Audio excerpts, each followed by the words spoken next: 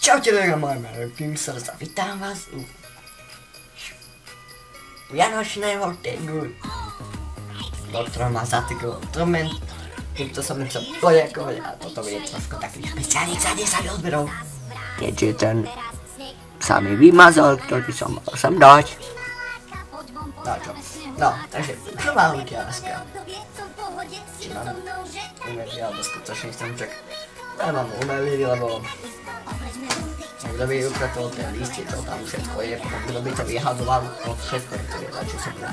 A to umelý. No a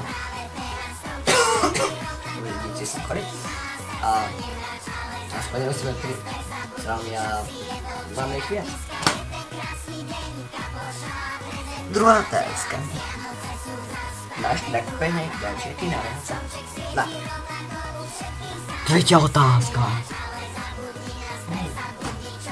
Tvoj najobľúbenejší darček, čo si zatiaľ dostal? Alebo kradol oco, no. To bol nový. Ne, sestry a brata, ale oco švapčky. Ukradol si proste. Štvrtá otázka. Štvrtá otázka je, čo máme na Vianoce, aké jedlo. No tak, takedy to je kápor, druh alebo obidve. Oplátky, medík, cesnačík, šalátik, pardon,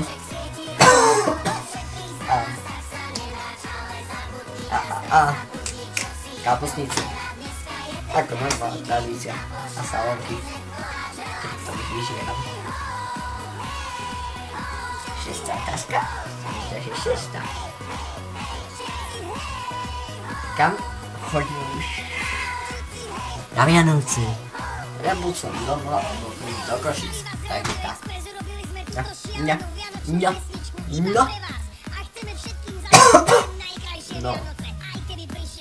Siedma otázka. Čo je pre teba najdôležitejšie na Vianociach? Pre mňa najdôležitejšie rodina a kamoši a doma. A Nikven. A Skalkos. A Agronov. A Starec. A Delfínek.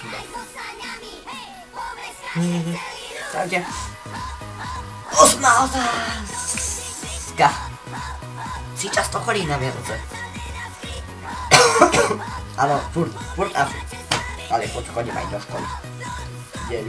otázka. No.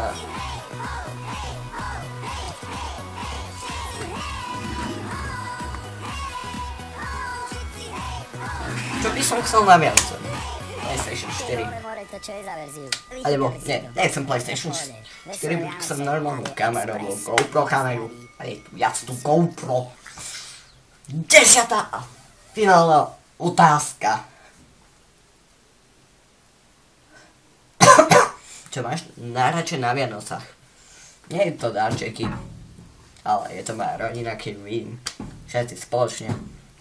Nediadne s tebou plná jedlo. A potom sa nažerujeme až potom žemtučiny. Takže toto je všetko tomuto vianočnému tagu, do ktorého má tagol Topman.